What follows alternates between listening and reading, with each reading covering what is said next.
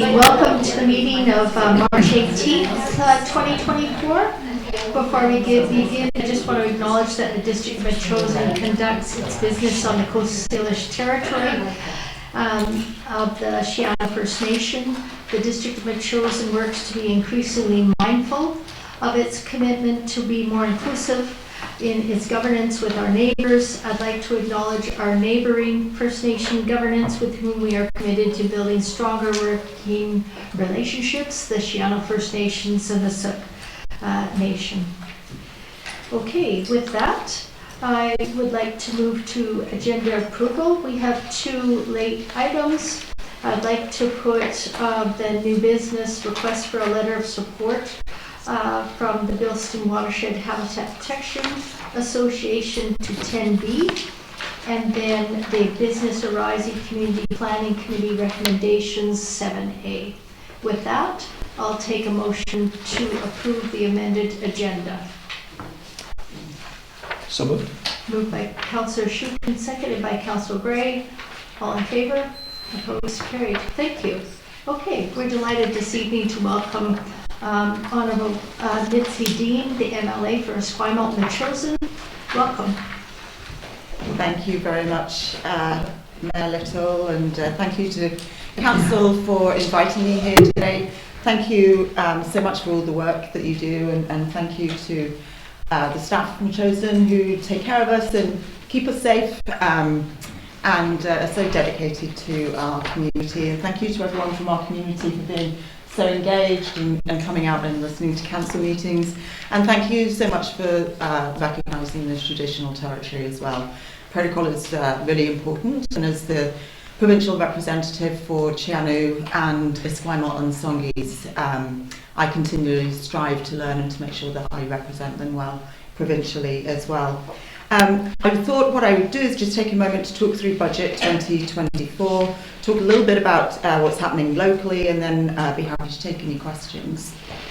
So Budget 24 invests in ways to make life better by helping people with costs, delivering more homes faster, strengthening services, and building a stronger and cleaner economy.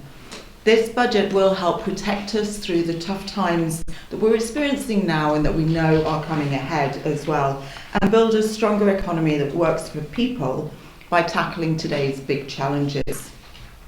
So, for example, we're helping people with everyday costs, recognising the impact of global inflation. Childcare is a programme that's putting money back in the pockets of people. The carbon tax credit, for example, the family tax benefit as well, that's actually available for children up to the age of 18, the hydro rebate. So there are many different ways that we're trying to find ways to support families who we know are struggling. We're going to be delivering more homes for people faster. So we're taking strong action to build homes for people by speeding up the delivery of new homes, increasing the supply of middle-income housing, fighting speculation, and helping those who need it the most. These measures are supported by local families, local authorities, and there are many ways that different people who have an impact on how housing can be delivered are engaging with the provincial government as well to make a contribution to that. We're strengthening healthcare and the services that people rely on. So a stronger BC for everyone means delivering and protecting the services that people rely on and supporting a growing population. Budget 24 strengthens healthcare, K-12 education, justice, public safety, and helps people who need extra care and support. And as someone was just reminding me, investing in Better at Home as well, making sure we support seniors stay living with dignity in their own homes for as long as they want to and they're able to. And investing in childcare is win-win-win-win-win because it really supports children and their developmental outcomes. It supports parents by putting money back in their pockets. We're supporting the workforce and building the workforce by increasing the hourly wage as well. And that also supports people returning to the workforce or going out and training so that they can make improvements in their career as well. In Esquimalt-Metchosin, since 2018, there have been $63.5 million of investments in childcare programs. The total amount of money that has gone back in the pockets of parents, so that means that they'll be spending that money again locally and supporting our local economy, is $28 million, just in my constituency in Esquimalt-Metchosin. The funded New Spaces Fund and Startup Grant Spaces, we have 281 actually operating out of 547 that have been supported. And the early childhood educator wage enhancement funding, $941,667 has been invested in the workforce here in Esquimalt-Metchosin. So again, really supporting the local workforce and the economy. We are building a stronger, cleaner economy that works better for people. So new measures to mitigate and better respond to the impacts of climate emergencies are being invested in. The budget builds a cleaner, greener economy that creates new opportunities, jobs, community infrastructure, and addresses the challenges that people are facing right now. And thank you to our fire chief, who's been doing a lot of work and showing regional leadership as well. So in Esquimalt-Metchosin, hopefully you will have seen some local investments: the Royal BC Museum Archives building, the extension to Royal Bay High School, the new West Shore campus that's coming will serve our community, 2 UPCCs and a community health centre, affordable and middle income housing, long-term care facilities coming to Royal Bay, infrastructure funding to municipalities, the crosswalk at Hans Helgeson that we all celebrated, and supporting arts and active transportation. So, I really hope that Mayor and Council and our residents see our provincial government is really working for our community. Thank you for the invitation. Thank you. Council, does anybody have any questions for Mitzi Dean? Councillor Shukin. MLA Dean, thank you so much for being here. And it's not even a question, but it's a request. And if you ever come across the government staffers who put together the housing policy and gave us clarity on some of the exemption language in the bill, please thank them for us, because there was a lot of angst, I would say, and uncertainty about when we saw that one exemption about sewer and water, and we weren't sure whether it was about one or the other. But when the policy guide came out, it was very crystal clear. And I have to say, I believe it was very wise in terms of the provincial housing direction. We know we have to do our part, but in terms of putting high density housing here and what the impacts would be to both people on groundwater and those who have septic systems, which is all of us, that would have been really challenging. Yeah. So please pass on that. Thank you. Thank you. Okay.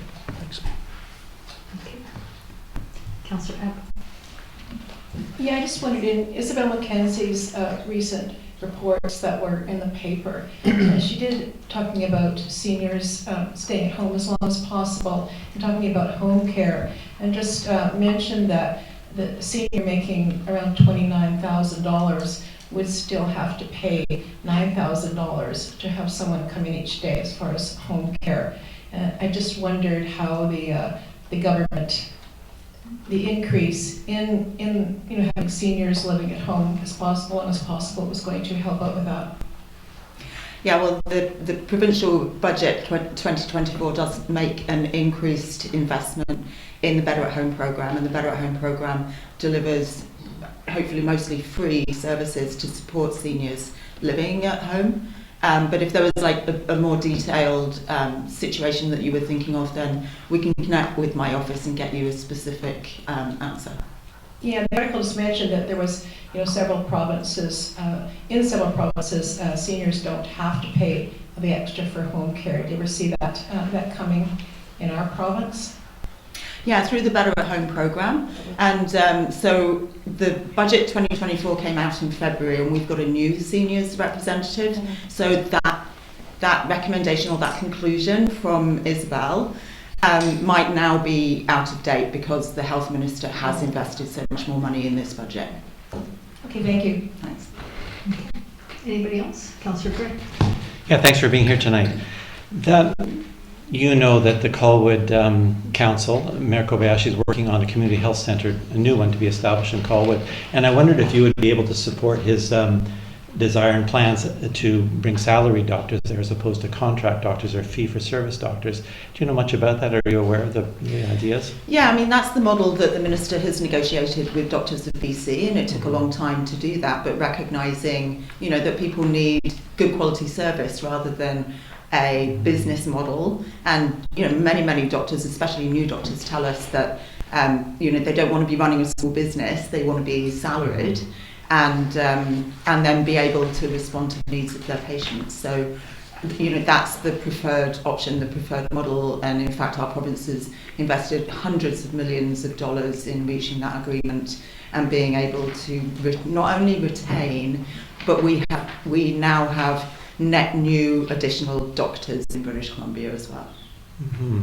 Well, perhaps we could catch up afterwards as well on this one. I think what's going on is that the offer out there is the highly touted new model, but I think what we're looking for in Colwood is salaried doctors, employees, rather than, you know, contracted on that new model. But maybe we'll catch up about that. Employees of the city? Employees of the community health centre itself. So, for example, the clinic on Goldstream would be a group contract. Other models are the longitudinal care model, which has been popularized, kind of expensive and providing some hope for residents to get more care.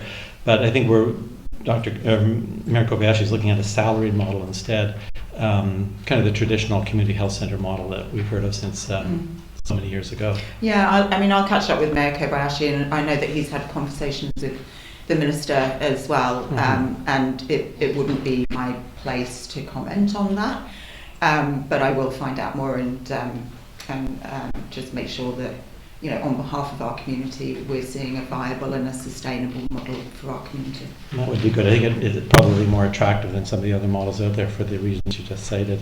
And then the thing that why I'm interested in is that the hope is that the clinic, in fact, will have a large enough catchment area to include Metchosin residents, and so it's a big deal for us too. But we can talk about it later too. Thanks so much. Thanks. Anybody else? Councillor Donaldson. Thank you very much for your report on the budget and all the things that are coming down. Especially appreciate the money going back into the parents' pockets for child care and family tax benefits, that sort of thing. Especially in a time when affordable housing is not so affordable, and is strengthening, or not strengthening, but addressing the speculation of where we are with SDRs and those sorts of different things. I think that'll be very important for the residents across the region, and specifically here too. So appreciate that. Thank you. And if I can just tell a little story from Esquimalt, there was a building there that had 16 homes in it, and a year ago it was being advertised by a realtor as an investor's gold mine. All you have to do is get those tenants out and you can jack up those rents, you know, like really high in Esquimalt, desirable place to be. And because the province now has a fund to purchase buildings and to keep people in their homes, that's 16 homes that we've immediately preserved, and those tenants who had been living with stress for the last year are now, you know, continuing to live in affordable homes in the beautiful community of Esquimalt. Okay. Thank you. Okay, great. Thank you very much. We've got a long meeting. You're welcome to stay, but you don't have to stay. Thank you. I'm going to head west. Thank you. Have a good Thanks so night. much. Thank you. Thanks. Okay, moving along in our agenda, we have public participation. If you wish to speak at public participation, you have 4 minutes. If you could state your name and your street number, that'd be great.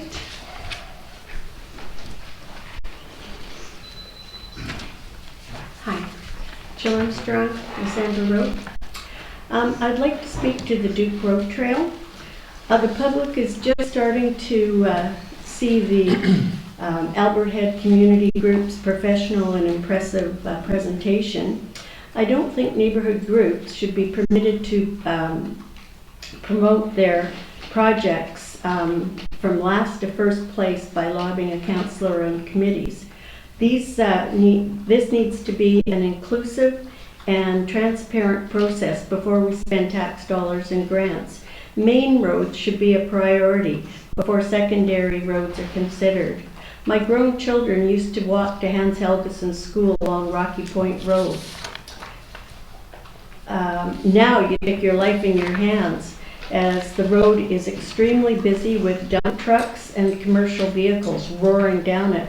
A safe trail on Rocky Point Road from Lombard past the school to the Zodiac subdivision would not only provide a safe passage for kids, but would also connect the Goose on Lombard to the Lieber Trail and back to the Goose. William Head Road should also be a priority. If secondary roads are being considered, I would like you to consider Lombard from Rocky Point to the Galloping Goose. This section of road is very busy with school buses, children, equestrians, and we have a blind curve there. This is a short section and very doable. I also noticed the Albert Head group wants permission to beautify roadsides and cul-de-sacs with plantings. Cities don't allow anything to be planted on boulevards, and neither should we. A lot of residents keep the roadside in front of their property mowed, and this is great, but remember, we are a rural community and not an urban one. So I just thought the lighting's pretty bad in here, so I'm trying to do my best here, but I just think I have a bit of a unique perspective on this. I grew up in Albert Head. The beautiful old house has been in the family for 69 years. My daughter, her husband, and their 2 little girls live there. I spend a lot of time in Albert Head. I pick up my granddaughter from Hans Helgeson School, where the roadside is vaguely chaotic, and then I drive her down Duke Road to her place. You can't begin to compare these 2 roads as far as need goes. As for a roadside trail, they're night and day. Thanks. Thank you. Anybody else wish to speak? Mike?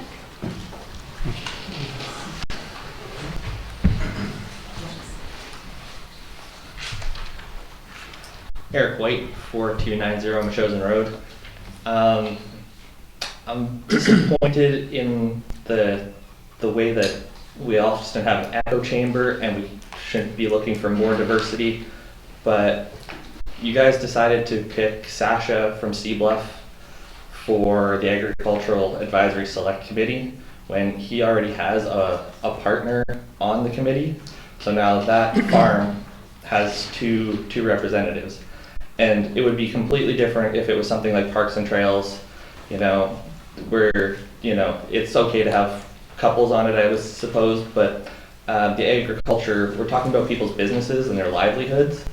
And for one business to have 2 representatives seems a little bit skewed, as well as diminishing in the perspective that the advisory committee can have.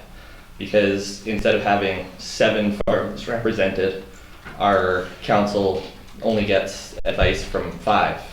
We have the same issue with Councillor Donaldson and Brett on the committee. That being said, there's now 4 out of the 8 people, 4 of those are couples, right? So it's a pretty heavy weight to see if you're getting a balanced perspective when 2 couples have their perspectives about their farms. And not that they always agree, but we are talking businesses, so advancing their position is not unheard of or unexpected. But that's 4 out of the 8, and that's very easy to get a recommendation come across your guys' desk that says, we think this is what, is good for our community, but instead it's only good for 2 of the farms instead of all of the farms. Thank you.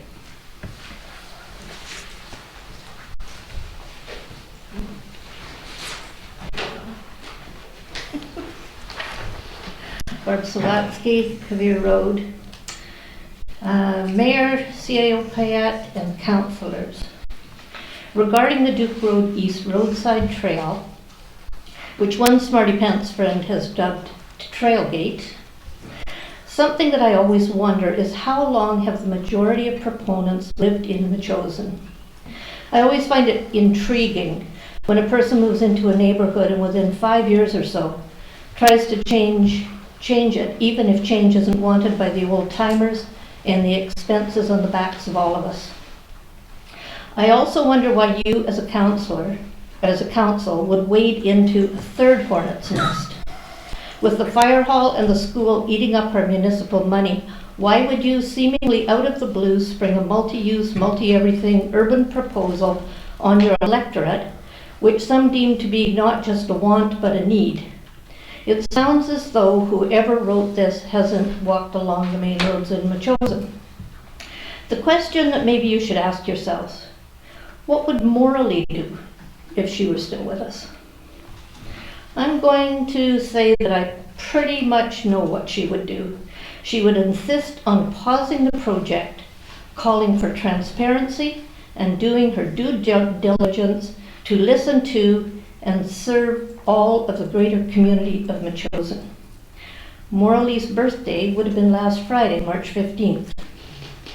When you return home tonight, please toast her memory and try to be Morley.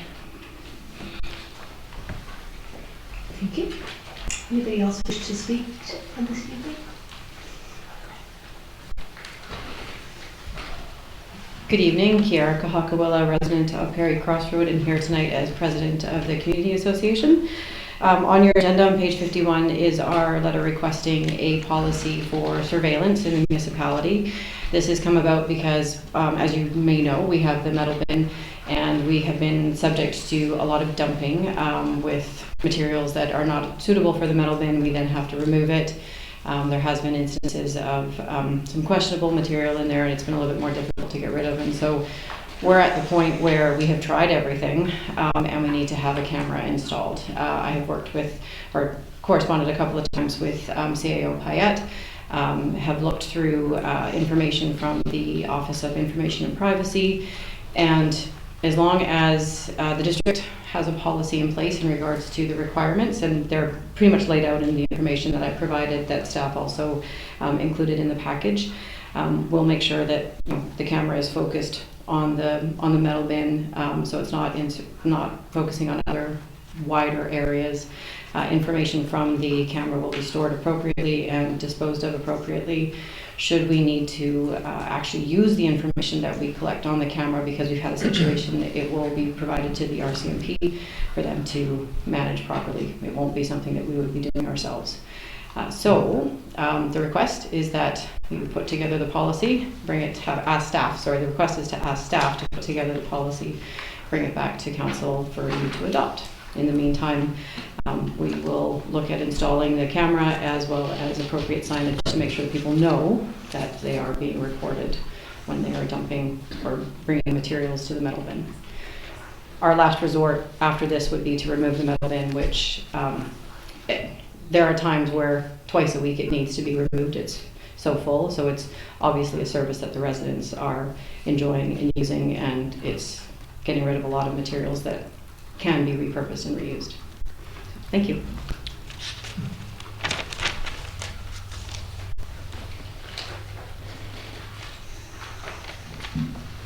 Jackie Larkin, resident of, I was going to say Jacqueline Road.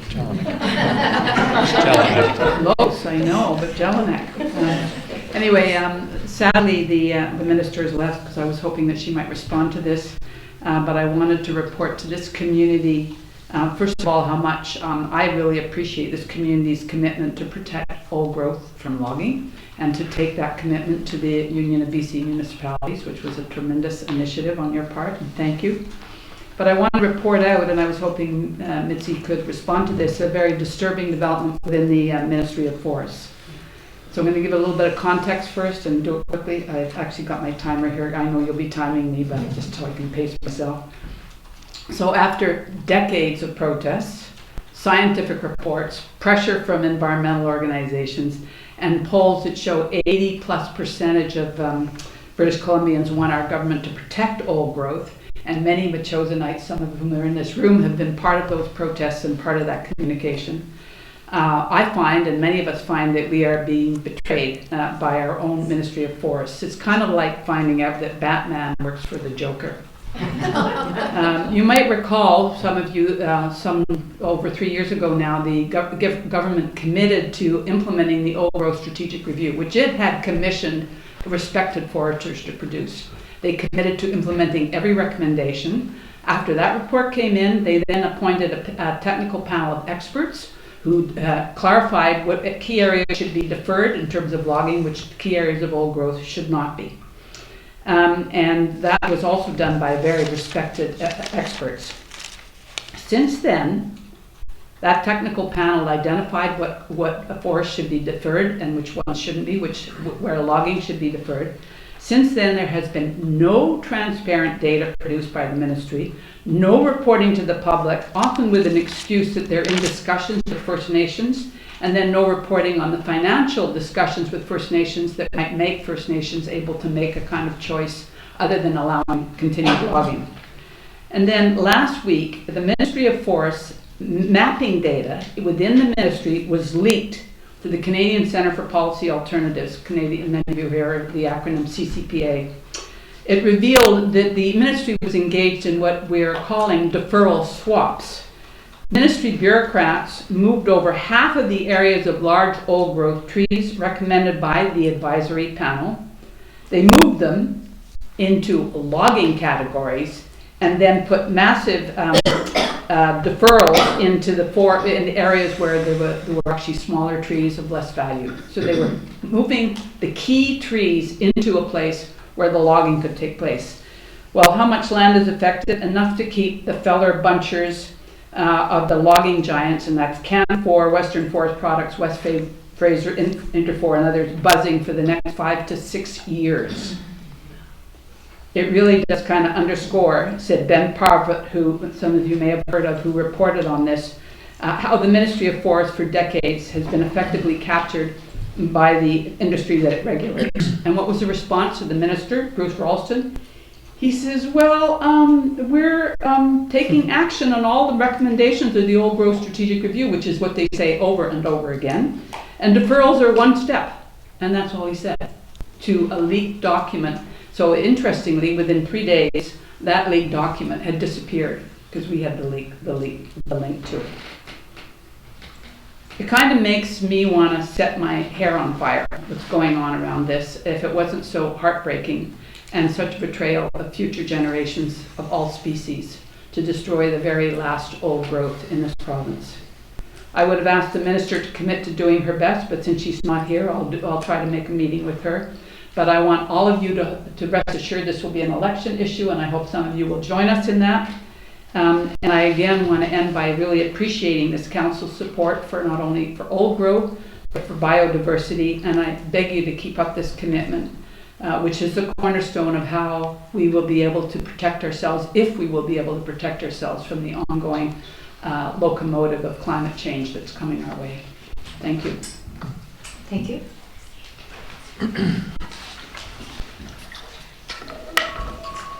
Anybody else wish to speak this evening? I'd just like to second the things that Jackie said. First of all, that you should not be deceived by the provincial government that's always making a plan to make a plan, and meanwhile the giants fall. But what I wanted to say tonight is, and I probably don't need to say this, is that I hope you give the most outrageously wonderful endorsement for the grant application being made by Alison Leduc. And this girl is on fire. She can do it. If she says she can do it, she can do it. She's very ambitious. She's very well researched. She can make a plan and execute a plan. And so don't make a lukewarm letter of recommendation. Don't make a medium warm recommendation. But point out, please, how important our Bilston watershed is to us and how it's at risk right now. And we are so fortunate to have devoted volunteers to get in there and try and make a difference. And she's not even asking you for any money. So this is such a good deal. Make it a good letter. Thank you. Okay, thank you. I took away your little message here. Good evening. My name's Ellen Frisch. I live on Perry Crossroad. I am here tonight primarily for an immediate matter that I've been observing in the community and came to light a bit of a blow up on our Metchosin Facebook page today. 14 years ago with Larry Tremblay, he and I and a couple other volunteers built the trail on William Head Road from Perry Crossroad to the Metchosin Community Hall. It took a couple of weeks and a few $1,000s, a bunch of 3± and dump trucks, loads and packers. The trail didn't exist. People had to walk on the road on a very skinny little gravel area next to the blacktop. What we've experienced in those 14 years is that in some places that widening where it's not separated from the road by a ditch has become extra car parking, whether from overflow events at the community core or just people visiting other businesses elsewhere on Metchosin Road and not realizing that that extra wide gravel strip is actually kind of 4 feet of a walkway that's intentionally separated from the road.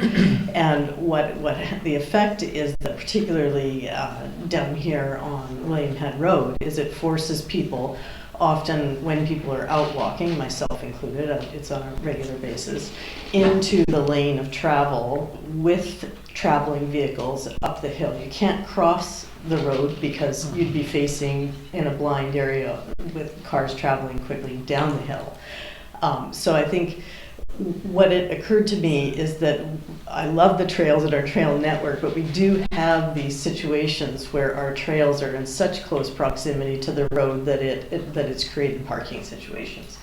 Are there ways to look at periodic signage or information on those busy times when use, for example, the community hall or downtown area, so to speak, might interact with a lot of the people who are choosing to walk up to the center instead of driving? Because I've been in that situation, but my neighbors have a young baby and they were kind of caught out with a stroller in the middle of the road, and it was really challenging for them. So I asked that to be put forward to the Parks and Trails Committee as a consideration whenever we're looking at roadside trails of how they would address the potential for using them as car parking and signage. So that's it. Thank you. Thank you. Thanks.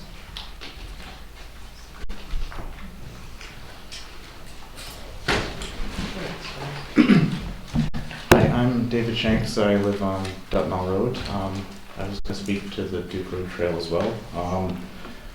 From my perspective, I view it as a safety issue. It seems the focus, a lot of discussion is the first phase, which is the first space that's proposed to be built. But the part that seems to be the most challenging or most safety issue is actually the other end, closer to Metchosin Road on Duke Road East, where there's often places virtually no shoulder, very steep ravine that, again, like others have said, you end up having to walk along the side of the road. And the safety issue gets worse when you're talking about the times where the Albert Head CFB base has traffic coming in and out every day between 7 and 8 and between 3 and 5. I think they let off right about the exact same time as my kids' buses drop off or we get picked up. And so we're walking on the road and having to stay to the sides and avoid all these vehicles which go very fast when you're coming down the hill from Metchosin Road. Speed limit's 50, but there's no sign.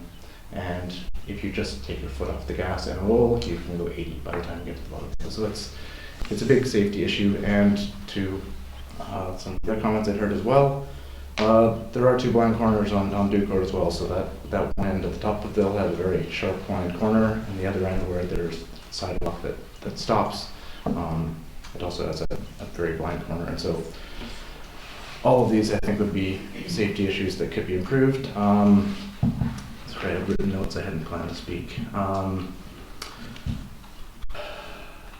I personally, I've only lived in Metchosin for a few years, but I have already undertaken to try to do what I can to help get this trail built. I plan to volunteer and support building that trail and any other trails. I think I actually spoke to you at my door when you were going around with the election about trails and asking how I could get involved and about getting a trail on the chosen road, and I would absolutely support any of those initiatives and help if volunteers were needed with those kinds of things.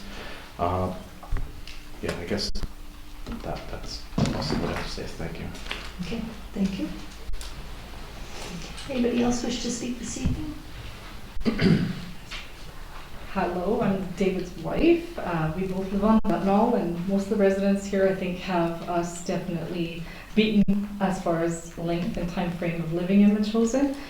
One thing I can say, when we first moved in, our 2 little kids, trying to get off our property on their bicycles, trying to get to Hans Helgeson to see their new school, and me constantly having to tell them, guys, behind the white line, or you're going to get run over. And I felt like that phrase, I think I repeated it about 100 times on the way to the school, about 6 kilometers. And to be quite truthful, I thought to myself, well, you know, Metchosin's pretty rural. Maybe one day we're going to get to the point that, you know, pedestrians are going to feel safe, kids included. And so I don't think that that motto has changed very much in the last 2 years for the kids and myself and David. And in fact, I'm observing some very interesting changes to that traffic pattern, and I'm not sure if we've ever done a traffic study, but I am seeing people going 80, 90 down that hill with the blind corners. I am seeing deer getting run over at various corners, not just at Butnall, but Albert Head, at a CFB base. I'm seeing stop signs knocked over and driven into by those same speedy drivers. When we're talking safety, there are the bus routes as well. That's a main artery of the bus. And in addition to that, the pedestrians are probably getting more and more frequent coming out of Latoria Creek Park, crossing over from the Colwood side. And I'm looking and I'm seeing the traffic doubling before my eyes. And I see Royal Bay basically at the corner where my daughter takes the bus every single day coming in. And I'm thinking that's 20,000 extra residents that are going to be coming into Metchosin, whether we like it or not. And most likely they're going to be doing so in vehicles that are going twice as fast. And again, the safety of our pedestrians. More and more I'm seeing people wearing like deflag vests, construction vests, so that they're looking out for their safety. And this isn't just happening in the mornings when it's dark, they're trying to walk. This is now in the evenings as well. And not just on the east side, on the west side we see it as well. I think many people do take advantage of the crescent point that we currently have bordering the ocean, right? Taking us to Tower Point, it's spectacular, it's beautiful. People can actually safely walk there because it's tucked away. People cannot do that at Duke East. If they try, and we try every morning, we have to make an unsafe crossing at some point, and my daughter unfortunately has to make 2 or 3 from one side to the other because the shoulders aren't safe. And we're trying to walk them, both of us work on both sides of that road, trying to cross where we see fit, looking for the traffic, while the CFB basis only has increased what we've seen at those 7 to 9 a.m., 3 to 5 p.m. hours. And it's becoming worse. And now there's more and more pedestrians coming off the buses as well. Like we're starting to see the bus loads on the buses is doubling, whether we like it or not. People are taking the bus, which is, I think, better than having the onslaught of traffic in their own vehicles coming to our municipality. So from a parent's perspective, but also somebody who's very much aware that the traffic corridors are only going to be increasing into our community, I would say perhaps it's best that we encourage pedestrian traffic over car traffic. And to the parking situation, I know for a fact on Duke East there won't be anywhere to park because the culverts are steep, and in fact we're fighting with the shoulder that's probably this narrow for pedestrians as we speak. I don't believe that be a valid concern, but I do think for all the other residents who don't want to see costs, there's a lot of volunteers, that the people who initially started the petition. It wasn't us, although I felt so like a relief off my shoulders that somebody had taken the initiative to start it and it didn't have to be us. I feel very grateful to those individuals because they have started to study the traffic, they have started to study the pathways, and to be quite frank, I think that crescent is going to connect the Colwood traffic that is going to come to Metchosin. That corner is in fact, in my humble opinion, one day going to be a 4-way intersection of some sort. It's probably going to be guided by traffic lights, it's going to have pedestrian crossing. The bus has to purposely not drop off my daughter on the one corner because she's been run over 4 times. School District 62 hasn't responded to any of our emails. I've called, I've emailed. I'm not the only parent. There's a few up Pelican who have experienced this for their kids in the last 4 years. My understanding is the child was hurt there, perhaps a fatality, I'm not sure. I would really like to not have to talk about another fatality on that corner, whether it's Metchosin or Colwood. Nobody really wants to talk about when that traffic controlled intersection is coming, but it will come. So Latoria Creek letting all the pedestrian flow into Metchosin, that would be a really nice traffic corridor all the way to Tower Point, in my humble opinion. Thanks for listening. Thank you. Okay.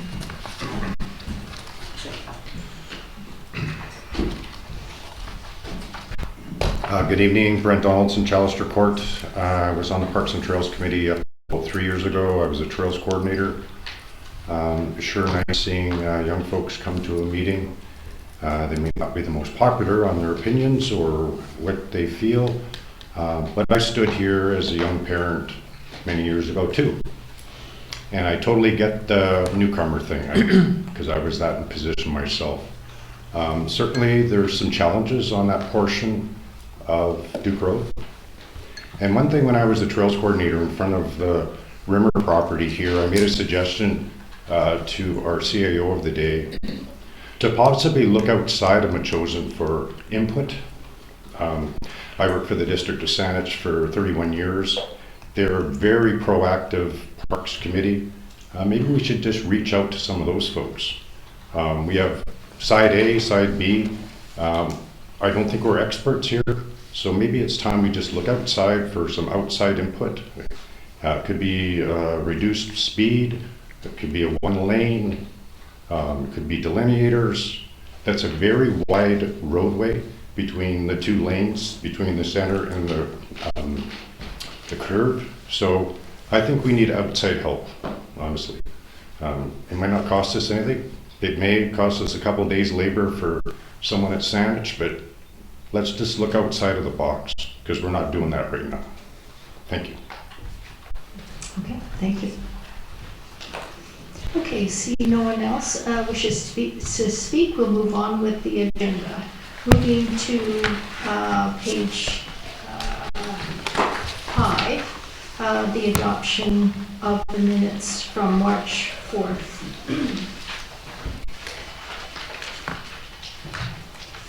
I'll move adoption. Moved by Councillor Gray, seconded by Councillor Donaldson. All in favor? Yeah, go ahead. Yeah, I just had a question. One of the notes on the second page, it's actually a comment made by Ellen Frisch about clarification on the scope and membership of the Volunteer Firefighter Society. And I think that would be worth council getting a bit more information. I think we're committed later in the documents, where I recall we agreed to write an MOU with the group, but I'm still uncertain of who exactly makes up the Volunteer Firefighter Society and what their purpose is and membership, that sort of thing. So I'd appreciate if staff could give us a note about that. Okay. Anything else? Okay. Yeah. Yeah, I just wondered, on the third page then of the minutes, page 7 of the agenda package, there's mention of the strategic plan being up for public comment, and I've kind of lost track what we were doing about that. We brought forward our priorities, which I think were pretty clear, and I think we'll start working down those. And should we just have public input as it arises, like through public participation at meetings, or what other activity might we do there? I'm good with whatever. I just wanted to be clear about it so people would know. Councillor Shukin. Thank you, Mayor Little. I think the idea was that we get input all the time at every meeting, and a very healthy section of public participation. And based on that input that we've received since we've been in this place since October of 2022, November of 2022, I think the plan reflects the priorities as we see them at this time. So I do, I have to confess, I do recognize that the larger strategic plan we had, I don't think we gave ample opportunity for public input on that, but this is a smaller time frame, and I think it does reflect council's priorities based on what we heard from the community. So I wouldn't see anything special and specific to that, but I'd be interested to hear from my colleagues. Councillor Gray? That sounds reasonable to me. Just reading it in the minutes, I thought it better to clarify it. And I'm thinking about the comments we've heard. We have the trails in our priority plan, but we've heard we're getting plenty of feedback about Duke Road East anyway. So, and I think we've got to pause and turn to PTAS for further advice on that and getting clearer priorities there. So that will be helpful. Thank you. Okay, so I'll call the question on the adoption of the minutes. All in favor? Opposed? Carried. Thank you. Moving on to receipt of minutes. Councillor Donaldson, this is the Special Finance Committee budget meeting of March 7th. Thank you. On page 15. Thank you. Move to receive the Special Finance Committee budget meeting of March 7th, 2024. Okay, moved by Councillor Donaldson, seconded by Councillor Gray. Any comments? All in favor? Opposed? Carried. Thank you. And then Councillor Shukin, the Community Planning Committee meeting of March 11th on page 21. Thank you very much. I would just like to move receipt of the Community Planning Committee meeting of March 11th. Thank you. Moved by Councillor Shukin, seconded by Councillor Gray. Any comments? No? Thank you. All in favor?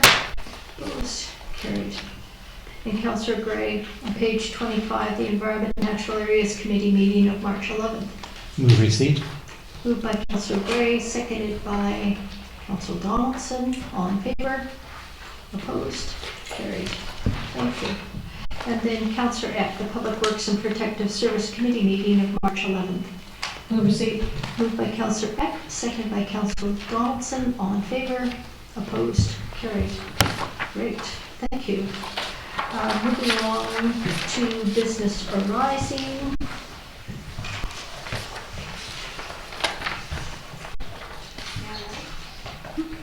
I don't have a mayor's report. Thanks. Thank you, Bill. The community planning recommendations on page 31. Thank you very much, Mayor Little. 4 items to move ahead here. And the first is the Metchosin Cricket Club and the request for a memorial bench. And simply that council refer the request for a memorial bench on municipal grounds to the CAO and to the Parks and Trails Coordinator via the Parks and Trails Select Committee. So moved. Moved by Councillor Donaldson, Councillor Shukin, seconded by Councillor Donaldson. All in favor? Opposed? Carried. Carry on. Thank you very much. And the second one relates to Duke Road East. And it is simply that council refer the Duke Road East Roadside Trail Feasibility Study to the Parks and Trails Advisory Committee and request their input and recommendations. So moved. Moved by Councillor Shukin, seconded by Councillor Epp. All in favor?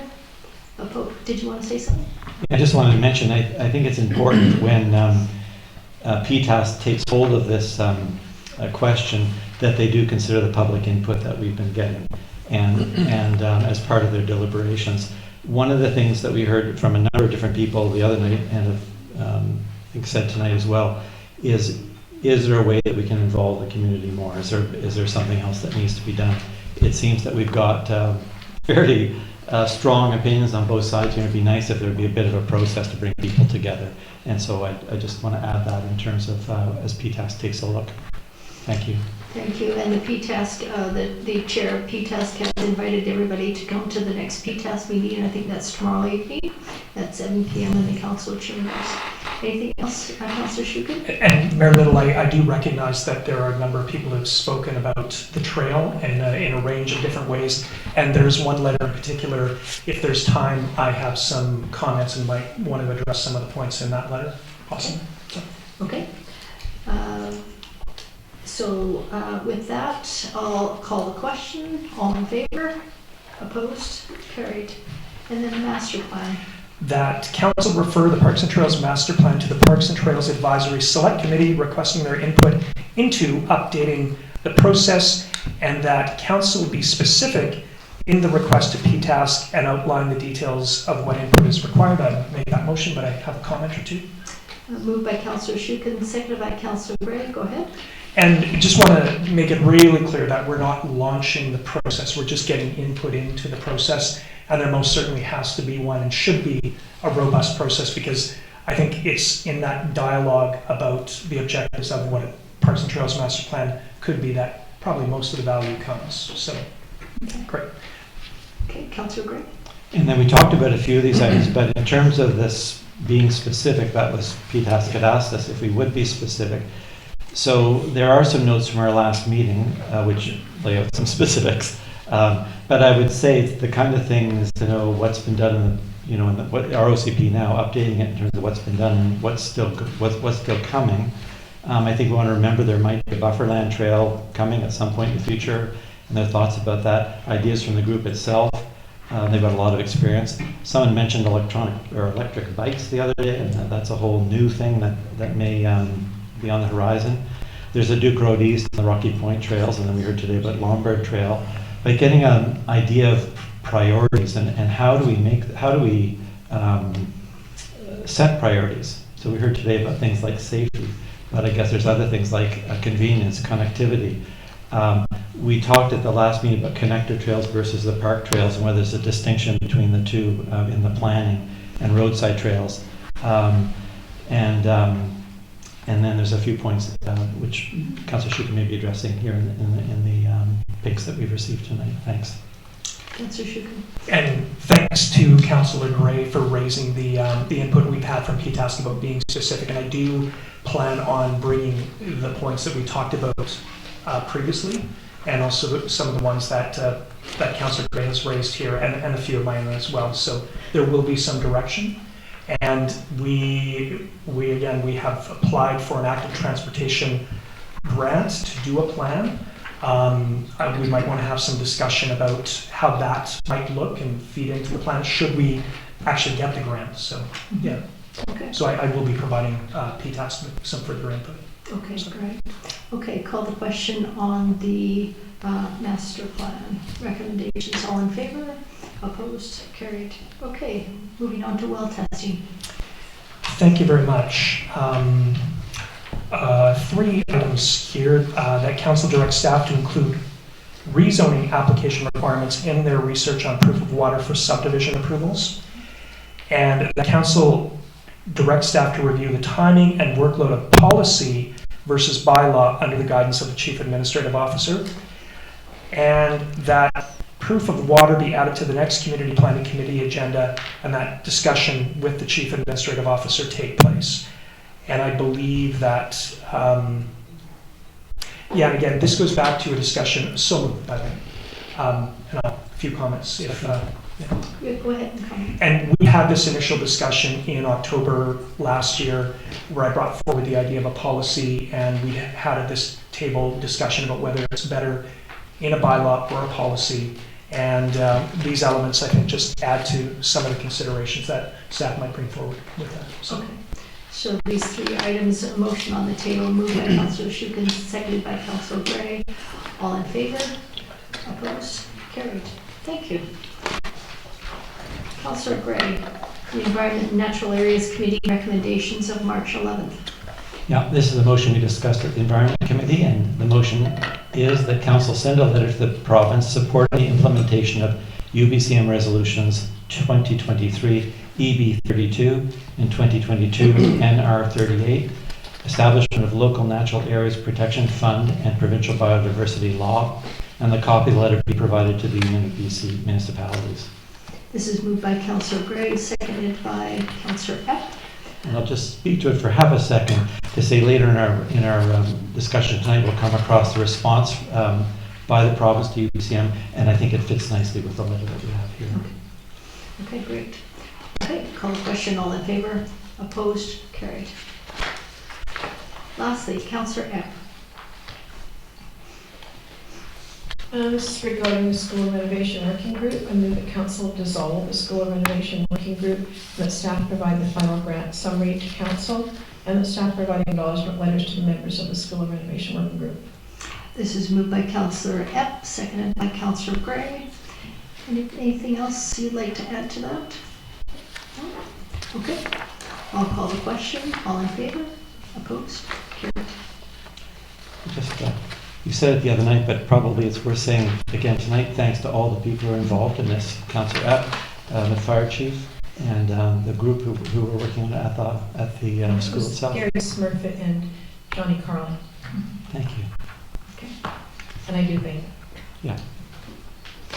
Okay, on page 39, we have a letter from the fire chief to Bob Payette. This is regarding the request for grounds use for the North American Amateur Radio Field Day event. We've had this before.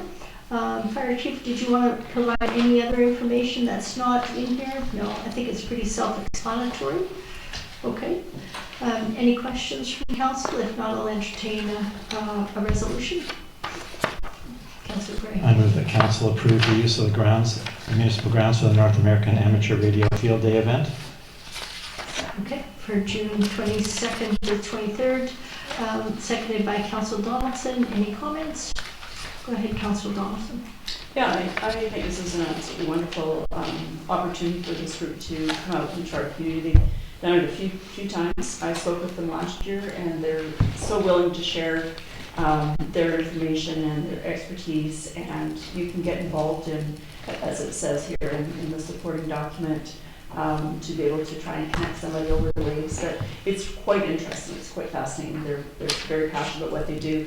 They're not interfering with anybody on the grounds. We've got the market going on and that, but they're here for, I think it's overnight, and they've set it up in a way that it's not interfering with anything. I mean, they've got lines going up in trees and stuff, but the way they do it is all respectful, and it's a good group of people. I'm glad to see it. They come back again this year. Okay, great. Yeah, I agree. It's a great idea to showcase the amateur radio as an emergency communicator, but also as a hobby and a community event. So, anything else, Councillor? Just they do invite, have invited the community to go through and see what they're doing, and maybe even participate with the radio. So it's the community can really become involved in the event. Mm-hmm. Okay. So this was moved by Councillor Gray, seconded by Councillor Donaldson. I'll call the question. All in favor? Opposed? Carried. Okay. We've got reports for information. On page 43 of 95, we've got the school lease update, Metchosin Preschool. This is from the fire chief. A request was made to have an update on the school lease. You have the report in front of you. Does anybody want to speak to this? Go ahead. So the first sort of section here, it says the initial term will commence March 15th and expire of this year and expire next year, March 31st. So are they moving in or moving their belongings in right now, or is this just a term of tenancy that we're talking about? I think some renovations need to be done. CAO Payette, would you like to speak to this, please? Thank you. Okay, thanks. Through the chair. So yeah, this is a good news story. We were able to negotiate, I think, a fair rate for the first year until we get good understanding of the registration rates, and provides an excellent service to the community, as I don't think anybody disagrees with that. It's a 1-year term lease starting. It says March 15th, but we're already past that date, so it'll start probably tomorrow with the paperwork. And the idea is that for the first couple of months, the renovations will take place, so they won't be occupying the building, as we have indicated. There's some minor renovations to be done to make the space safe and to meet the registration and the code with Vancouver Island Health Authority and with the registration authorities. And so we have determined that that's all very possible, and everything looks like we can get it done for starting in September. I've asked them to start paying rent as soon as possible, but we're just sort of in the middle of negotiations between the renovations and when they can practically start the rent. There's just some minor negotiation to be done there, but we're all excited that they can start their service in September. Okay, good. Councillor Donaldson, go ahead. And the other thing that is here is the, one of the improvements was an installation of an entrance to the main courtyard. And there's a map on the next page with 4 black bubbles of A, B, C, D, but I'm not sure exactly where the door is or the purpose of that door. Yeah, good question. So the map is not quite up to date based on the most recent renovations to the washroom area of the gymnasium. So that would have to be updated as soon as we can. The door would be access to the front of the classroom. If you can kind of, in your mind's eye, see the entrance, that door would be, you would walk through the front of the pub area towards and that the door would be in that spot. And the request for the door is so that the kids that use the service wouldn't have to go through all the commercial space in the building, and they could access that as their main door. So that's the purpose of the door. And we are going to delineate the parking area from the basically where the patio is of the pub. We're going to delineate that away from the space in front of the childcare area. So there'll be a safe zone, I would call it, with no cars allowed in there. And so it's a pretty good plan. We're going to meet with all the components here and go over that plan, but I believe it's a safe compromise. The door itself is not mandated to have that door for the childcare, but I mean, in terms of a safety objective, I think it would be recommended.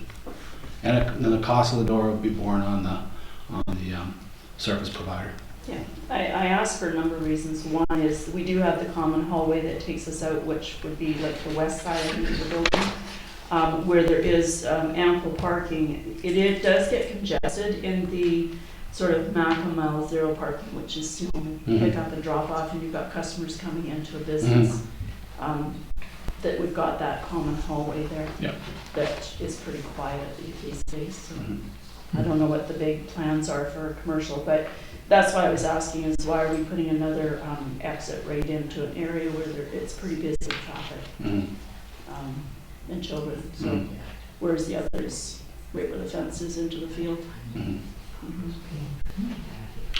Okay. Councillor Gray. I'm really supportive of this happening. Thanks very much, Mr. Pyatt, for putting things together, and also to the fire chief. My question kind of just related to finances, and it's not a particular big question or troublesome question, but just the work that's being done. Will we kick in some money to help it happen? I'm looking at the various improvements. It doesn't seem like a lot of money from the. It pays about $9,000 a year, it looks like, for the rent, so that might get burned up pretty quickly with some of the rentals. I'm not opposed to spending money on it. I'm just wondering if are we going to pay a share and they'll pay a share, or are we that far along yet? Any improvements to the space that's extra, they're going to pay for that. Yeah. And that's why I was saying that the start of the rent versus the improvements, we might be a month here or there because, or the first 2 months just to help offset the costs of those improvements. The flooring, we've already bought the flooring. We want it to be consistent with the flooring in the building. Those are the main. The paint is not that's not a big cost. And any of the electrical improvements that they need for their space, that would be their responsibility. Thanks so much. Okay. Any other questions? Councillor Schuster. Just really quickly, big thanks to our CAO, Mr. Pyatt, and Chief Dunlop for making this happen. When I had spoken to some of the preschool executive, one of the things they said is we need to get certainty right now to also give parents certainty for September.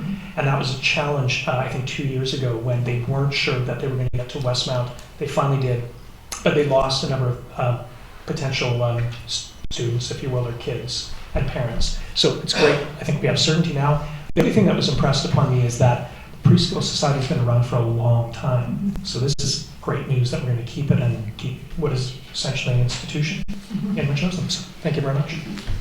Okay. This was a report for information, so we'll move on to the next, the Metchosin Building Inspection Department. So you've got the year-to-date, the permit revenue, just for your information. Anybody want to move receipt? So moved. Moved by Councillor Shukin, seconded by Councillor Epp. Anybody want to discuss? No? If so, call the question. All in favor? Opposed? Carried. And then we have the District Metchosin Public Communication Report statistics, which seem to be consistent in the current month compared to last year. Move receipt. Moved by Councillor Epp, seconded by Councillor Gray. Comments? Go ahead. Are these, the time that we get these reports, it's just our business hours, correct? Yes. So these aren't any reports that would be after hours through CRD bylaw? So like if you have a noise complaint, I see there's 2 here, so if there was something that was after 5 o'clock during the week or on a weekend, it wouldn't show up in these reports? I don't think so. No. Okay. So, call the question. All in favor? Opposed? Carried. We then have correspondence for action. On page 51, we have a request from the Metchosin Community Association for surveillance, not for surveillance cameras, but for a policy on surveillance for the district. So they've got some guidelines here from the Information and Privacy Commissioner. I imagine that the CAO will follow up, determine less invasive alternatives to video surveillance, and establishing the reasons and developing the policy. And it will go in the docket of developing policies and bylaws. Councillor Epp. Well, I think this is an important one to look at, obviously for the metal bin, but as Metchosin gets busier for other areas with the graffiti that we run into at the school. So I would move that council ask CAO or ask staff to develop a policy for video surveillance. I'll second. Moved by Councillor Epp, seconded by Councillor Shukin. Any other comments? Go ahead, Councillor Epp. Just one, I don't know if they still have it, but I know that at one point MACA did have cameras in the hallways because they were concerned about the paintings that they have on their the walls there. So I think that should policy would also include what they're doing there. Mm-hmm. Okay. Councillor Shukin, then Councillor Gray. Thank you, Mayor Little. There are some perspectives that would see a video camera and video surveillance as highly challenging. There might be some legitimacy in that. I'll just point out, though, that these are public grounds, and there's very definitely a right of access and a right of use, but there are very definitely some obligations in terms of behavior and how you use. So given the ongoing issues there, I don't have too many issues, ethical issues right at this moment anyways, about exploring, well, number one, doing the policy, but also exploring the implementation of a camera once the policy is done. So. Okay, Councillor Gray. Yeah, I'm not big at all on having surveillance cameras around, but I see the purpose here, and it seems a discrete and specific purpose that's worth supporting. So I look forward to seeing the policy and taking a look at it. I'm perhaps one of the people who's not so big on surveillance, thinking that I like living in a place where there are not cameras on us all the time. It's kind of fun watching TV and how they solve the crimes and all that, but in our regular lives, I'm not so excited by it. But as I say, we'll give it a shot and take a look at the policy when it comes. I'll just point out that what we're looking at is for private sector surveillance, and there's probably rules for public sector that will be needing to be followed. Okay. Councillor Shukin. Sorry. Just to clarify, I too am one of those people who would be uncomfortable with cameras on me all the time. So I'm with Councillor Cran on that one. It's, again, if it is for a discrete and specific purpose, I think we should explore it. So thank you. Okay. Okay, thank you. I'll call the question. All in favor? Opposed? Carried. Thank you.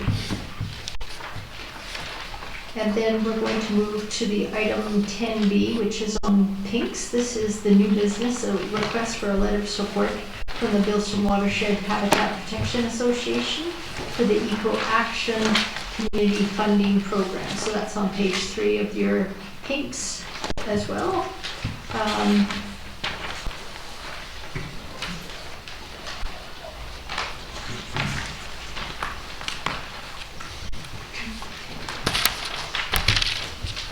Okay. Does anybody want to suggest a motion to approve their request for a letter of support?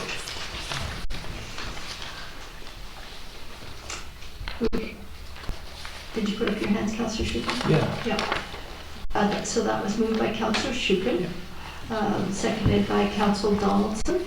This is for the Eco Action Community Funding Program, March 21st deadline. So the letter will be going out tomorrow morning if it's approved. Okay. Councillor Gray? Yeah, I think it's very much worth supporting. And I think the letter that's drafted here probably gets Bev Bacon's high mark, so let's do it. Okay. Anybody else? No? I'll call the question. All in favor? Opposed? Carried. Okay, thank you for that. Correspondence for information. On page 59, we have yes, we have a gas tax program services memo, a UBCM update on the Canada Community Building Renewal. This was a letter to our CAO regarding next payments. So our next payment should be in the 2024-2025 reporting year is approximately $289,000. So that will be much appreciated. Any other questions regarding this? We can ask the CAO. Mm-hmm. I'm just wondering where this money goes. I hadn't recognized it as the gas tax. I thought that was called the climate action. It was the name changed to the Climate Action Fund. What is the Community Building Fund? That is the gas. That is the gas. So it's federal money? Yeah. And so all of this money now, there was, as I recall, $75,000 coming in. The number here is $289,000. Mm-hmm. Mm-hmm. I think this will go into the gas tax reserve. That's correct. Yeah. Thank you. Yeah. Okay.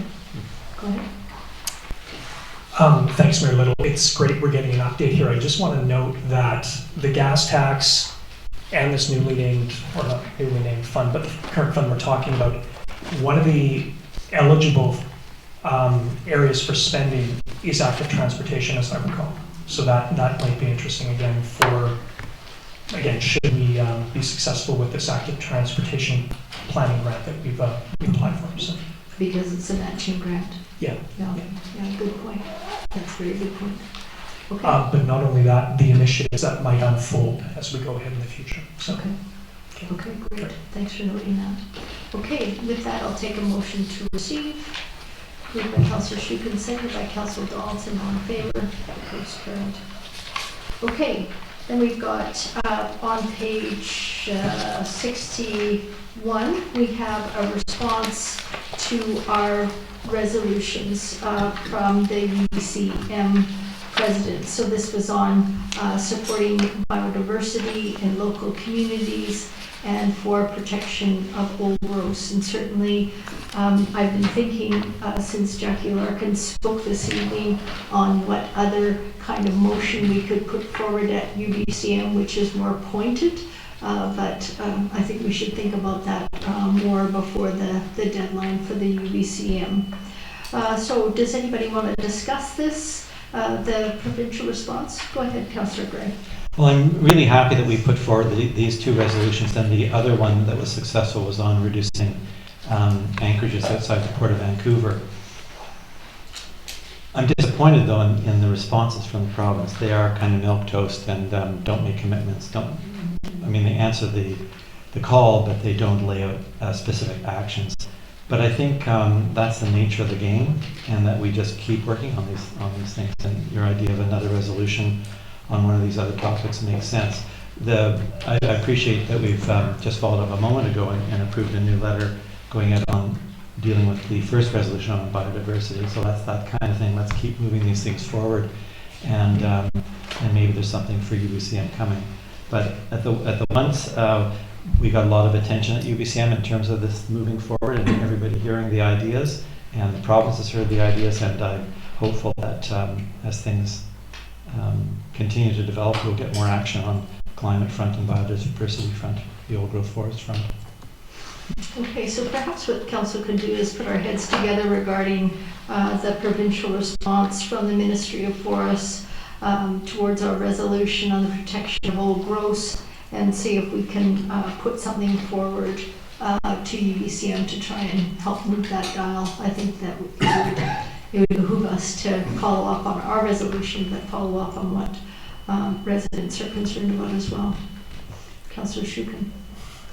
One of the things we might watch for is during the AVICC convention, there is a resolution on old growth forests, that we could even bring some of the information that Ms. Larkin has raised today in terms of the need to be vigilant and to continue protection. Mm-hmm. So that's something we might look. We'll get a sense of the resolutions at AVICC and they're coming pretty quick here, I would think. Mm-hmm. So, and maybe we can ask Ms. Larkin to send her comments to you as well, just so we have those going forward. Sure. Okay. I can reach out. Okay, great. Okay, so with that, I'll take a motion to receive these two responses from the province. Moved by Councillor Gray, second by Councillor Donaldson. All in favor? Opposed? Carried. So we have next page 67. This is the District Metchosin Council Code of Conduct bylaw. The recommendation is that Council adopt the District Metchosin Council bylaw number 682/2023. Moved by Councillor Donaldson, seconded by Councillor Gray. Comments? All in favor? Opposed? Carried. Okay, well done. First, second, third, and adopted. Okay, thank you. And let's see. And then we have other business. Did we, Councillor Shukin, you wanted to address some of the comments that were made on page 7 to 13. This would be a good opportunity to do that on the comments regarding the community planning recommendations, Duke Road East Roadside Trail. Yeah, okay. Thank you, Mayor Little. And if this may seem a little unbalanced, but I do want to address some of the points that have been raised in criticism of the work that's been done to date on regarding the trail. One of the things I have to say is that there has as yet been no decision to move ahead with the trail. Mm-hmm. Even at the basic level, what is before council right now, we have the possibility of $20,000 coming from either surplus or the potential of a reserve, in addition to the $10,000 for trail development that is currently included in the operating budget. So no decision's been made yet. But one of the criticisms that I've heard both in the letter and elsewhere is that they're surprised to learn about the proposed Duke Road East Trail and where has this been, and we need transparency. Well, the one thing I would say is it's been discussed for some time now. It was on the first on the PTASC agenda as of June 2023, and I think it's been on every PTASC agenda since then. Now, in terms of council through the committee, this was first discussed in 2023 at the September, then the October, then the November meetings, and I think the other two planning committee meetings as well as the PTASC meetings we've had in 2024. So it has been out there. Admittedly, you do have to come to the council meetings to hear it or follow on the video, but it has definitely been in discussion. The criticism has also been leveled that there's a select group of Albert Head residents who've been promoting the trail, and yes, this is true, and yes, I have been working with them as well as all the other PTASC members. Sorry, not all of the other, but a group of PTASC members has been working with them. It has been fantastic working with these folks, and I applaud their dedication, their insights, and especially their mature approach to what is a complicated project. Everything I've seen from this group is that the work is in the name of community building and safety. There's not a hint of any personal gain that they might get from a roadside trail. The other thing with this, and you know, in some ways, this is the same thing we've seen from the Weir Beach residents as well. There is an interest in pursuing a trail which they largely use. And you know, that is the nature of these projects. Whether it's Pears Road, Kangaroo Road, or again, Weirs Beach, there's a local interest and often a local activism that is involved in this. And I would welcome this. I'm sure PTAS would welcome it as well for other neighborhoods in Metchosin. And, if there's an interest out there, I would be happy to reach out or connect with people and even connect them with the Duke Road folks, because they have done an admirable job in rallying folks in their neighborhoods. Now, we recognize that there are some issues and there is a need for more dialogue, absolutely. But I have to say again, Mr. Payette spelled this out really, really well. The people that have been looking at parks and trails, especially for 20 years, are behind this project. And it has actually been really interesting. I'm a newcomer to PTAS, but it's been interesting watching the PTAS members reflect on what's been brought to them time after time. And my sense is that there's an understanding that what makes a good park or a good roadside trail is not where it is on a list that was developed 14 years ago. It is what the level of neighborhood interest and involvement that is the potential there. So that, I feel, is what has moved PTAS to get behind this particular project. Again, they're not charging ahead with the development of the whole thing. What we're looking for is the leeway to do a survey and move to next steps. Just a few other things to address here. The cost, the trail has been proposed in 3 phases, and there's the possibility, we've done it stretched over time, so we can possibly look at grants or even resident funding. And as I understand it, the neighborhood group has actually engaged the Metchosin Foundation to find a way of collecting donations right now. I think that I will echo Mr. Aubry's invitation that not only please come to the events, but if you have an interest in doing a roadside trail, please come out. You will find enthusiasm and support. It may take some time, but there's a very open door there for more information. And thank you very much. Okay. Great. Anybody else want to comment on that? Go ahead, Councillor. I do want to make a comment, and I thank Councillor Schuppen for putting that into a bit of a summary, and the fact that you're so enthusiastic to listen to the community, because we've heard a lot of input from the community, and not just recently. Case in point, the High Mountain Saddleback Trail, which was before you sat at the table, probably even before you moved to Chosen. The Hans Helgeson, which we've talked about in recent years, connecting some other trails, connecting it from Galpin Goose at Lombard all the way up to the Aquarius subdivision and Cook Road, which goes into the Chosen Park. It is time to start looking at connecting more of those trails, but it is not just one neighborhood, and that's one thing that we have heard very loudly, and that there are people in that neighborhood also that need to be consulted. I think that's also important. And looking at, we've done the walkabout, which was great because I haven't been in that neighborhood for some time. So some things have changed. I know I got another letter from a resident in the area that was a proponent of the first section of trail that has actually stopped right on the one corner, and how things have changed in 40 years when they walk their children through there. So there are a lot of other people that I'm hoping will come out to your meeting tomorrow night, and that we'll hear more from across the community and not just one neighborhood. So good that you're open to that, and I'm sure we'll continue to hear more. So appreciate that. Thank you. Okay. Okay, so with that, we'll move on to other business. We've done that. It is not 9:30, it's not even 8:30. We have time for questions. Does anybody else have any questions from the public? Tara Ballard, Dutton Road. I have a question about the statistics report for the CRD. Do we receive those quarterly or? You mean the ones that were on the agenda this evening? No, like Councillor Donaldson had mentioned about how, for example, there was only 2 noise complaints. So for the ones that are made after hours, oh, my heart's racing. Sorry? Nothing. Okay. Yeah, so we do receive those reports. I think they're quarterly. They have been on the agendas before. I think you've seen them. So when will the next one be coming out? The up-to-date? noise complaints. It'll be next month. Next month? Yeah. Okay, thank you. Okay. Anybody else have any questions?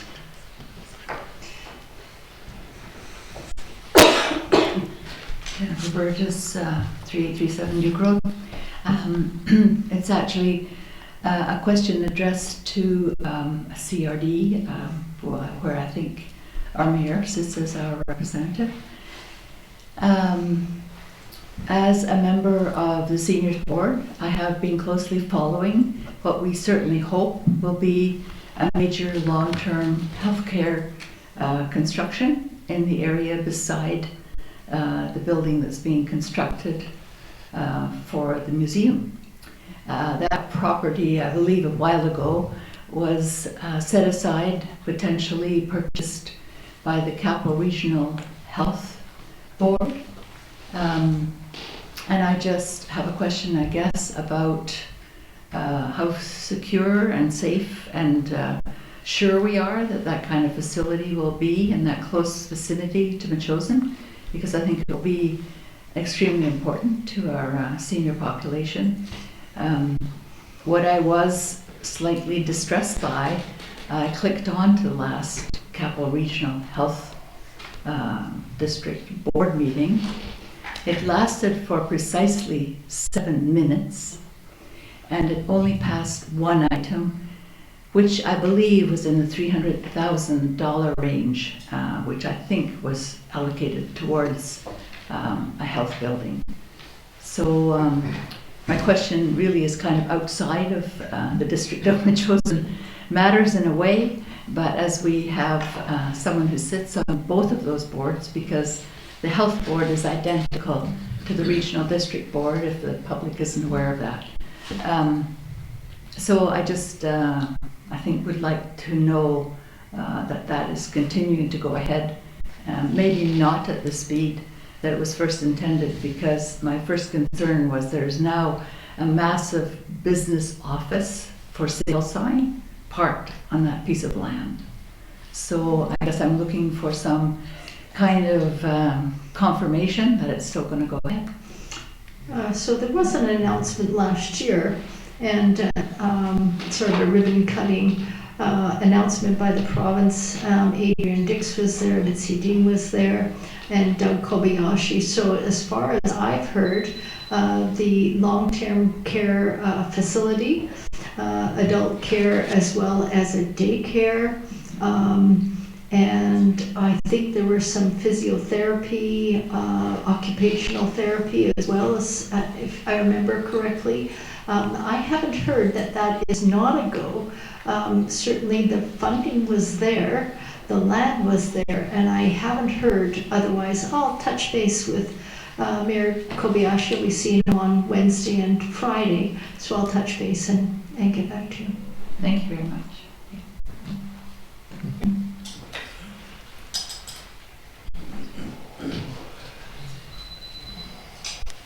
Good evening, Everly Oakham, Windfall. On the school, just while there's not a lot of activity yet going on, and I do want to thank you for entertaining and having the preschool move in. But a question. With their lease, they will be paying, and it's for the future of Metchosin, those kids. Whether they actually live in Metchosin or not, it's still the future. CERC doesn't pay rent. I'm not knocking it, I'm just saying maybe there could be something more comparable. If preschool is paid but CERC's not, maybe there could be some balance.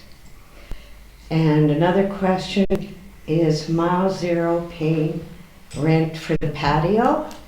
Is that space considered outside of the inside of the building? And now they have an additional space within the school, so are they paying rent on that too? So there's a lot about the school I don't understand, and I'm quite happy to list it all out, but it sort of comes forward right now with the preschool. And it'd be nice if there could be a little more give and take for preschool. Okay. I think what would be great is once we get long-term renters into the other space formerly occupied by Instinct, if we could have sort of a public meeting where we would explain who's where and who's new in the zoo and that kind of thing. Regarding the preschool versus CIRC, I agree the preschool does provide a service, as does the Seniors Information Resource Center. They do run the Better at Homes program. They run a number of different programs for seniors, which I think is valuable. I think it's a little bit different because the preschool is providing a service for caregivers and their tots who contribute to that, so they pay a fee for that, whereas the seniors, it's broad across Metchosin, not paying.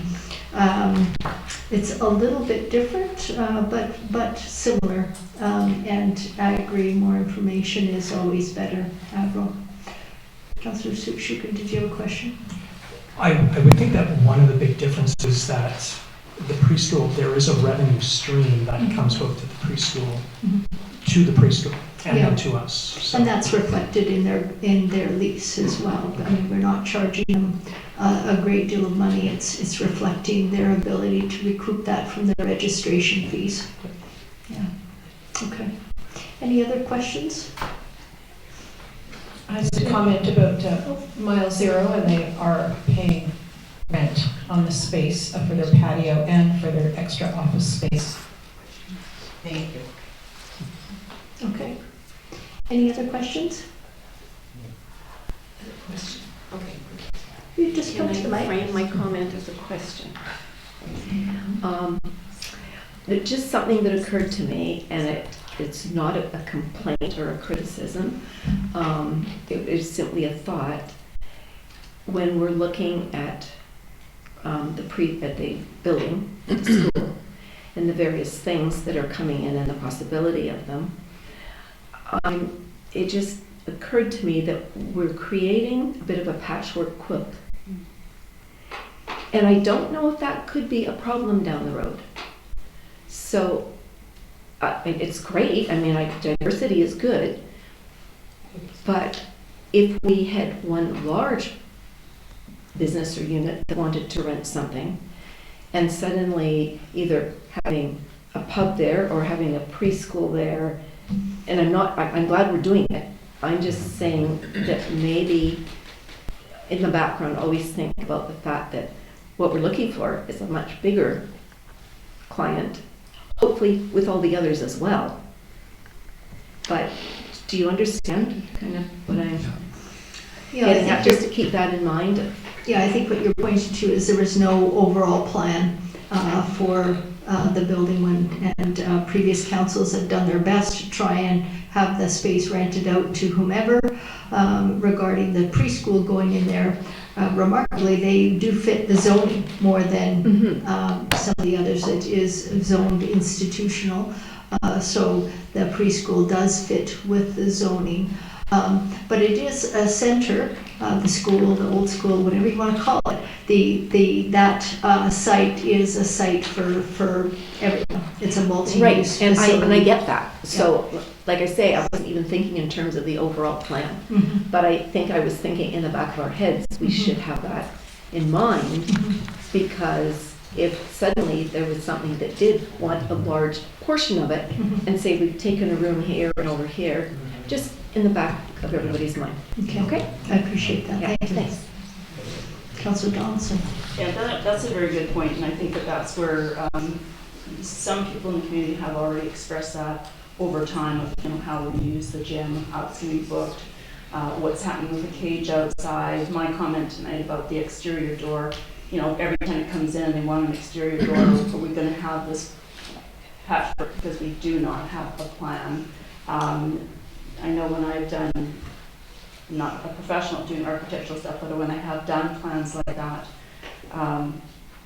there's always a lot of thought has to be taken into the flow of how everything moves and who's there and the purpose. And certainly preschool fits in with the whole zoning of that building and the cause and effect of it. We've got the nice big fenced yard outside, the community gardens and recreation.